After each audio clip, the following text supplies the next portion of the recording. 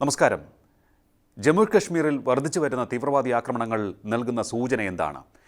India വലിയ സൈനിക വെല്ലുവിളികൾ അതിർത്തിയിൽ നിന്നും നേരിടുകയാണോ? ചൈനയും പാകിസ്ഥാനും ഇന്ത്യക്ക് നേരെ ഉയർത്തുന്ന ഭീഷണി എത്രത്തോളം വലുതാണ്?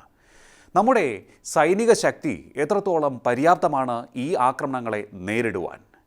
ഏതൊക്കെ രാജ്യങ്ങളുമായിട്ടായിരിക്കും നമ്മൾ കൂടുതൽ സൈനിക സഹകരണത്തിൽ ഏർപ്പെടാൻ പോകുന്നത്? അമേരിക്ക ഇന്ത്യയുമായി സൈനിക സാങ്കേതികവിദ്യ പങ്കുവയ്ക്കാൻ തയ്യാറാകുമോ? പരിശോധിക്കാം വിശദമായി. ഞാൻ ലിയോ. ചൈനയും പാകിസ്ഥാനും ഉയർത്തുന്ന തലവേദന ഇന്ത്യയെ സംബന്ധിച്ചിടത്തോളം അവസാനമില്ലാതെ മുന്നോട്ട് പോവുകയാണ്. സാമ്പത്തിക രംഗം തകർന്ന് തരിപ്പണമായിട്ടും കശ്മീരിൻ്റെയും പഞ്ചാബിൻ്റെയും നിയന്ത്രണം സ്വന്തമാക്കാനുള്ള പാകിസ്ഥാൻ്റെ അതിമോഹം അവസാനിക്കുന്നില്ല. കഴിഞ്ഞ കുറേ ദിവസങ്ങളായി നടക്കുന്ന ആക്രമണങ്ങൾ അതാണ് നമ്മോട് പറയുന്നത്. സൈനിക ഇൻ്റലിജൻസ് നൽകുന്ന സൂചനയും അതുതന്നെയാണ്. അതിർത്തിക്ക് അപ്പുറത്തു നിന്നുള്ള ആക്രമണങ്ങൾ ഇനിയും ഉണ്ടാകാനുള്ള സാധ്യതയുണ്ട്. ചൈനയും പാകിസ്ഥാനും ചേർന്ന് ഇന്ത്യയെ പരമാവധി വീർപ്പ് മുട്ടിക്കാനുള്ള ശ്രമങ്ങൾ നടന്നുകൊണ്ടിരിക്കുകയാണ്.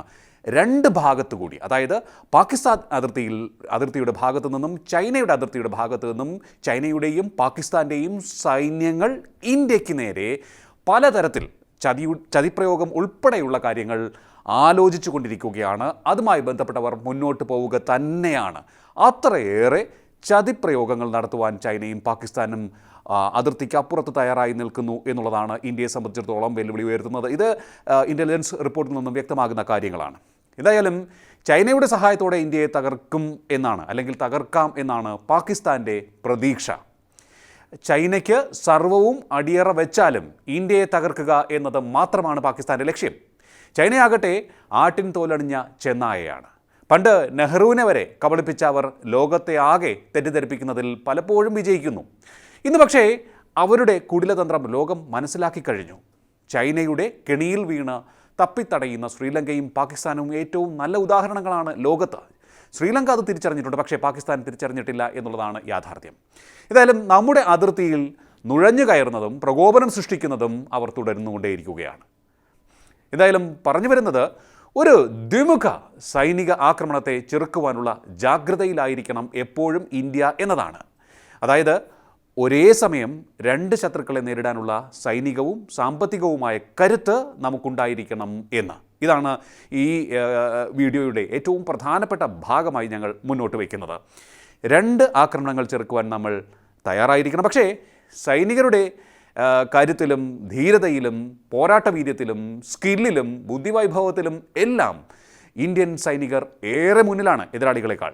എന്നാൽ സൈനിക സാങ്കേതികതയിൽ നമ്മൾ ശത്രുക്കളെക്കാൾ പിന്നിലാണ്, അതായത് ചൈനയേക്കാൾ പിന്നിലാണ് നമ്മൾ. സൈന്യത്തിൻ്റെ ആധുനികവൽക്കരണം മുന്നോട്ട് പോകുന്നുണ്ട്. മുൻപത്തേക്കാളും അത് കുതിച്ചു പോവുകയാണ് ഇന്ത്യയുടെ കാര്യത്തിൽ. കഴിഞ്ഞ ഏതാനും വർഷങ്ങളായി നമ്മുടെ സൈനിക കരുത്ത് വലിയ തോതിലാണ് വികസിച്ചിട്ടുള്ളത്. അതൊക്കെ ശരിയാണ്. എങ്കിലും അതിൻ്റെ വേഗം കുറവാണ് എന്നാണ് പ്രതിരോധ രംഗത്തെ നിരീക്ഷകർ കരുതുന്നത്. എങ്ങനെ? ചൈനയുമായി താരതമ്യം ചെയ്ത് നോക്കുമ്പോൾ. കാരണം ചൈനയുടെ സൈനിക കരുത്ത് ഏറെ നാളായി വളരെ മുന്നിൽ തന്നെയാണ്. അതവർ ശക്തമായി വികസിപ്പിച്ചുകൊണ്ടും ഇരിക്കുകയാണ്. അതിനോട് താരതമ്യം ചെയ്യുമ്പോൾ നമ്മുടെ സൈനിക രംഗത്തെ വികസനം ഈ പറയുന്ന ഇപ്പോൾ പോകുന്ന വേഗത പോരാ. അതിൻ്റെ വേഗം ഇനിയും ഏറെ മുന്നോട്ട് പോകേണ്ടതുണ്ട്. അതിന് കാരണങ്ങൾ പലതുണ്ട്. ഇത്തരത്തിൽ വേഗത്തിൽ പോകണമെന്ന് പറയാൻ കാരണങ്ങളുണ്ട്. സ്വാതന്ത്ര്യാനന്തരമാണ് നമ്മൾ യുദ്ധത്തെക്കുറിച്ചും സൈനിക ബലത്തെക്കുറിച്ചും ചിന്തിക്കുന്നത്. ആദ്യകാലം നമുക്ക് ജനങ്ങളുടെ പട്ടിണി അകറ്റണമായിരുന്നു, രാജ്യത്തെ സ്വന്തം കാലിൽ നിർത്തണമായിരുന്നു, രോഗങ്ങളോട് പൊരുതണമായിരുന്നു, എല്ലാ സിസ്റ്റവും വികസിപ്പിക്കണമായിരുന്നു. അങ്ങനെ നിരവധി പ്രശ്നങ്ങളുണ്ടായിരുന്നു. വേണ്ട ആയുധങ്ങൾ എല്ലാം നാം ഇറക്കുമതി ചെയ്യുകയായിരുന്നു. ഭീമമായ ചിലവുള്ള കാര്യമായതിനാലും സാങ്കേതികവിദ്യ ഇല്ലാത്തതിനാലും ഒരു പരിധിക്കപ്പുറത്തേക്ക് നമ്മുടെ ആയുധ നിർമ്മാണം മുന്നോട്ട് പോയിരുന്നില്ല. സാങ്കേതികതയിലും ആയുധശേഷിയിലും പിന്നിലായതാണ് ചൈനയുമായി പണ്ട് ഏറ്റുമുട്ടിയപ്പോൾ നമുക്ക് വെല്ലുവിളി സൃഷ്ടിച്ചത്. ഇപ്പോൾ ആയുധ നിർമ്മാണ രംഗത്തേക്ക് നാം ശക്തമായി ചുവടുവയ്പ് നടത്തിയിട്ടുണ്ട്. പ്രതിരോധ നിർമ്മാണ രംഗത്ത് സ്വകാര്യ മേഖലയിൽ നിന്നുള്ള നിക്ഷേപത്തിന് അവസരമൊരുക്കിയത് വിപ്ലവകരമായ മാറ്റത്തിന് വഴിവെച്ചു. ഇറക്കുമതി കുറച്ച് നാട്ടിൽ തന്നെ നിർമ്മാണം പ്രോത്സാഹിപ്പിക്കുന്നതിന് നടപടികൾ തുടങ്ങി. പക്ഷേ ഇത് ഏറെ നാൾ വേണ്ടിവരുന്ന ഒരു പ്രക്രിയയാണ്. ഈ സാഹചര്യത്തിൽ നിലവിലെ ആവശ്യങ്ങൾ നേടിയെടുക്കുവാൻ റഷ്യയെ മാത്രം ആശ്രയിച്ച് നമുക്ക് മുന്നോട്ട് പോകാൻ കഴിയില്ല. കാരണം യുക്രൈനുമായുള്ള ഏറെ നാളായി തുടരുന്ന യുദ്ധത്തിൽ ഏർപ്പെട്ടിരിക്കുന്ന റഷ്യയുടെ ആയുധശേഖരം ശുഷ്കിച്ചിരിക്കുന്നു. കൂടാതെ റഷ്യയ്ക്ക് വിലങ്ങുതടിയായി ഉപരോധങ്ങളുമുണ്ട്.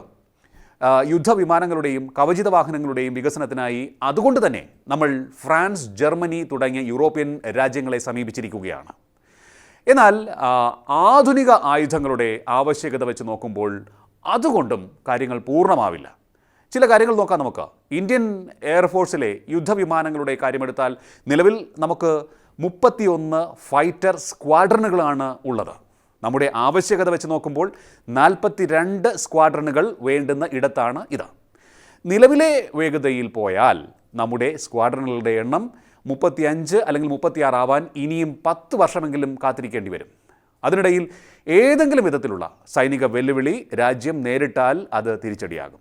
എല്ലാം കണക്കിലെടുക്കുമ്പോൾ നിലവിലെ സാഹചര്യത്തിൽ ഇന്ത്യയുടെ സൈനിക കരുത്ത് വികസിപ്പിക്കുന്നതിൽ സഹായിക്കുവാൻ കഴിയുന്ന ഒരേ ഒരു രാജ്യമേ ഉള്ളൂ, അത് അമേരിക്കയാണ്. അവരുടെ ആയുധ നിർമ്മാണം വെച്ച് നോക്കുമ്പോൾ അടുത്ത കാലത്തായി അമേരിക്കയുമായി ഇന്ത്യ $multi-billion പ്രതിരോധ കരാറുകളാണ് ഒപ്പുവെച്ചിട്ടുള്ളത്. കഴിഞ്ഞ 15 വർഷത്തെ കാര്യമെടുത്താൽ പ്രതിരോധ രംഗത്തെ യാത്രാ വിമാനങ്ങൾ, നാവിക വിമാനങ്ങളായ സൂപ്പർ ഹെർക്യൂലസ്, ഗ്ലോബ് മാസ്റ്റർ, അതുപോലെ തന്നെ പൊസൈഡോൺ, ആക്രമണത്തിന് ഉപയോഗിക്കുന്ന ഹെലികോപ്റ്ററുകളായ Chinook, Seahawk, Apache, harpoon, anti-ship മിസൈലുകൾ തുടങ്ങിയവയാണ് ഇന്ത്യ അമേരിക്കയിൽ നിന്നും കൂടുതലായി വാങ്ങിയത്. പ്രതിരോധം, വാണിജ്യം, സാമ്പത്തികം, സാങ്കേതികം, മനുഷ്യവിഭവം, സുരക്ഷ, ബഹിരാകാശ ഗവേഷണം എന്നീ മേഖലകളിലാണ് ഇന്ത്യയുമായി പ്രധാനമായും സഹകരിക്കാൻ താൽപ്പര്യമെന്ന് അമേരിക്കൻ ഉദ്യോഗസ്ഥൻ തന്നെ പറഞ്ഞിട്ടുണ്ട്. ഇന്ത്യയിലെ അമേരിക്കൻ അംബാസിഡർ എറിക് ഗാർസെറ്റി തന്നെ ഇക്കാര്യം വ്യക്തമാക്കി കഴിഞ്ഞു. തങ്ങളുടെ കപ്പലുകളുടെ അറ്റകുറ്റപ്പണി ഇന്ത്യയിൽ നടത്തുവാൻ താൽപ്പര്യപ്പെടുന്നതായും അദ്ദേഹം പറഞ്ഞിട്ടുണ്ട്. അതിലൂടെ വളരെ വലിയ രീതിയിൽ ജോബ് മാർക്കറ്റ് വികസിപ്പിക്കാൻ സാധിക്കുമെന്ന് അദ്ദേഹം പറഞ്ഞിട്ടുണ്ട്. അതുപോലെ തന്നെ രാജ്യങ്ങളുടെ സാങ്കേതികവിദ്യ പരസ്പരം മനസ്സിലാക്കുവാൻ സാഹചര്യം ഒരുങ്ങുകയും ചെയ്യും. ലോകത്തെ തന്നെ ഏറ്റവും ആധുനികമായ ആയുധങ്ങളും പ്രതിരോധ ഉപകരണങ്ങളും നിർമ്മിക്കുന്നത് അമേരിക്കയാണ് എന്ന് നേരത്തെ പറഞ്ഞു. എന്നാൽ പ്രതിരോധ രംഗത്ത് എല്ലാം മറന്ന് അങ്ങ് അമേരിക്കയോട് സഹകരിക്കുവാൻ ഇന്ത്യ ഇനിയും തയ്യാറായിട്ടില്ല എന്ന് വേണം മനസ്സിലാക്കാൻ. സ്വയം പര്യാപ്തത എന്ന ലക്ഷ്യം മുന്നിൽ ഉള്ളതുകൊണ്ട് ഇന്ത്യയുടെ ഏറ്റവും പ്രധാനപ്പെട്ട ആവശ്യം സാങ്കേതികതയുടെ കൈമാറ്റമാണ്. എന്നാൽ തങ്ങളുടെ ആധിപത്യത്തിന് മങ്ങൽ ഏൽക്കും എന്നതിനാൽ അമേരിക്ക ഇതിന് തയ്യാറായിട്ടില്ല, അതായത് സാങ്കേതികവിദ്യ കൈമാറാൻ തയ്യാറായിട്ടില്ല. അതിനവരുടെ നേതാക്കളും അല്ലെങ്കിൽ സർക്കാരും അനുവാദം കൊടുക്കുന്നില്ല. സാങ്കേതികവിദ്യ കൈമാറാതെ ഇന്ത്യയിൽ ആയുധ നിർമ്മാണത്തിന് ഒരുപക്ഷെ അവർ തയ്യാറായിരിക്കുമെന്നാണ് ഇപ്പോൾ അറിയാൻ കഴിയുന്നത്. പക്ഷേ ഇക്കാര്യത്തിൽ നമുക്ക് കൂടുതൽ കാര്യങ്ങൾ വെളിപ്പെടുത്തുവാൻ ഇരു രാജ്യങ്ങളും തയ്യാറായിട്ടില്ല എന്നാണ് മനസ്സിലാക്കേണ്ടത്. സ്വാതന്ത്ര്യാനന്തരം അമേരിക്കയിൽ നിന്നും ഉണ്ടായിട്ടുള്ള മോശപ്പെട്ട അനുഭവത്തിൻ്റെ അടിസ്ഥാനത്തിലാണ് അമേരിക്കയെ പൂർണ്ണമായും വിശ്വാസത്തിൽ എടുക്കുവാൻ ഇന്ത്യ തയ്യാറാകാത്തത്. ഇതൊക്കെ കൊണ്ടാണ് പഴയ പങ്കാളി റഷ്യയുമായി പ്രതിരോധ രംഗത്ത് കൂടുതൽ സഹകരിക്കുവാനും അവരിൽ നിന്നും ആയുധം വാങ്ങുവാനും ഇന്ത്യ തയ്യാറായത്. സാങ്കേതികവിദ്യയിൽ അമേരിക്കയ്ക്ക് ഒപ്പം നിൽക്കുന്ന ജർമ്മനിയിൽ നിന്നും ഫ്രാൻസിൽ നിന്നും കൂടുതൽ ആയുധം വാങ്ങുവാൻ തയ്യാറായതും അതുകൊണ്ട് തന്നെയാണ്. ഏറ്റവും പ്രധാനപ്പെട്ടൊരു കാര്യം ജർമ്മനിയും ഫ്രാൻസും സാങ്കേതികവിദ്യ ഇന്ത്യക്ക് കൈമാറുവാൻ തയ്യാറാണെന്നതാണ്. സാങ്കേതികവിദ്യയുടെ കൈമാറ്റത്തിന് അമേരിക്ക തയ്യാറാകുമോ എന്നതാണ് ഇനി കാത്തിരുന്ന് കാണേണ്ടത്. ചൈന ഇന്ത്യക്ക് മാത്രമല്ല ഭീഷണി, ലോകത്തിനാകെ ഭീഷണിയാണ്. ചൈനയെ ചെറുത്തു നിൽക്കുവാൻ ഇന്ത്യയെ പോലൊരു രാജ്യത്തിൻ്റെ പിന്തുണ അമേരിക്കയ്ക്കും ആവശ്യമാണ്, അല്ലെങ്കിൽ ഒരു കൂട്ടുകെട്ട് അമേരിക്കയ്ക്കും ആവശ്യമാണ്. കൂടാതെ മാറിയ ഇന്ത്യ പ്രബല ശക്തിയായി വളർന്നുകൊണ്ടിരിക്കുകയാണ്. ജിയോ പൊളിറ്റിക്സിൽ ഇന്ത്യ കരുത്ത് തെളിയിക്കുകയും ചെയ്തു വരികയാണ്. ലോകത്തുനിന്ന് ഏതൊരു രാജ്യവും മാനിക്കുന്ന കരുത്തായി ഇന്ത്യ വളർന്നിരിക്കുന്നു. ഇതെല്ലാം കാണിക്കുന്നത് ഇന്ത്യയുമായുള്ള കൂട്ടുകെട്ട് സാങ്കേതികവിദ്യ കൈമാറ്റത്തിലേക്കടക്കം മറ്റ് രാജ്യങ്ങൾ തയ്യാറാവുകയാണ്. അമേരിക്കയും വൈകാതെ ഈ പാതയിലേക്ക് വരും എന്നാണ് കരുതേണ്ടത്. കാരണം ഇന്ത്യയിലെ പ്രതിരോധ നിർമ്മാണ രംഗം സജീവമാവുകയാണ്. ഈ മേഖലയിലെ സാധ്യത മനസ്സിലാക്കി അമേരിക്ക അത്തരമൊരു നീക്കത്തിന് തയ്യാറായേക്കും എന്ന് ഗവേഷകർ കരുതുകയും ചെയ്യുന്നുണ്ട്. എന്തായാലും ഒന്നുറപ്പ്, ഇന്ത്യ പ്രതിരോധ നിർമ്മാണ രംഗം സജീവമായി ഗൗരവമായി എടുത്ത് മുന്നോട്ട് പോവുക തന്നെയാണ്. അമേരിക്ക ഉൾപ്പെടെയുള്ള രാജ്യങ്ങളുമായി കൂടുതൽ മേഖലകളിൽ സഹകരണത്തിന് തയ്യാറാകുമ്പോൾ പ്രതിരോധം തന്നെയാണ് ഏറ്റവും പ്രധാനപ്പെട്ട മേഖല എന്ന് ഉറപ്പിച്ച് പറഞ്ഞുകൊണ്ട് ഇന്ത്യ മുന്നോട്ട് പോകുന്നുണ്ട്. മറ്റ് യൂറോപ്യൻ രാജ്യങ്ങളുമായി നമ്മൾ സഹകരിക്കുന്നു, റഷ്യയുമായി നമ്മൾ സഹകരിക്കുന്നുണ്ട്. ഇനിയിപ്പോൾ അമേരിക്കയും ഈ ഒരു പാതയിലേക്ക് വന്നേക്കുകയും ചെയ്യും. ഒന്നുറപ്പ്, ഇൻ്റലിജൻസ് രംഗം നൽകുന്ന മുന്നറിയിപ്പ് ചെറുതല്ല. ആ ഒരു ജാഗ്രത നമ്മൾ പുലർത്തുക തന്നെ വേണം. ആ ജാഗ്രതയോടുകൂടി തന്നെയാണ് സൈന്യവും മുന്നോട്ട് പോകുന്നത്. കൂടുതൽ സേനാ വിഭാഗങ്ങൾ, സ്പെഷ്യലൈസ്ഡ് ട്രൂപ്പുകളെയൊക്കെ തന്നെ തയ്യാറാക്കി നമ്മൾ അതിർത്തിയിൽ കൂടുതൽ ജാഗരൂകരായി മുന്നോട്ട് പോവുകയും ചെയ്യുന്നുണ്ട്.